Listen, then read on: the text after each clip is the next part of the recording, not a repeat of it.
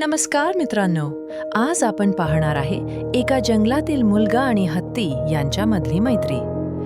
एकदा एक मुलगा जंगलात एका झाडाच्या खाली उभा होता. त्या झाडावर भरपूर फळं लागलेली होती.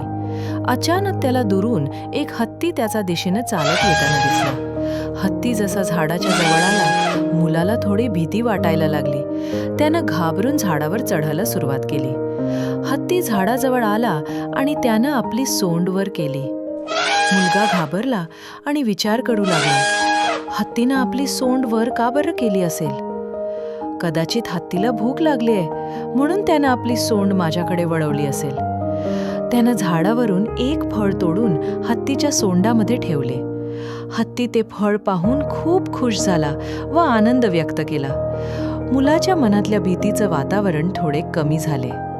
हळूहळू हत्ती आणि मुलगा यांच्यात छान मैत्री झाली. हत्तीनं मुलाला आपल्या पाठीवर बसवलं आणि दोघेही हसत खेळत जंगलात फिरू लागले. ही गोष्ट आपल्याला शिकवते की अनोळखी गोष्टी किंवा व्यक्ती प्रथम धोकादायक वाटू शकतात, पण समजून घेतल्यावर त्यातही सौंदर्य आणि मैत्री असू शकते. भीतीनं आपल्या मनाला अंधारात ठेवू नये, तर प्रेम आणि समजुतीनं आपण नवीन नाती निर्माण करू शकतो. असे नवनवीन व मजेदार गोष्टी पाहण्यासाठी आमच्या YouTube चॅनलला सबस्क्राईब करा. धन्यवाद.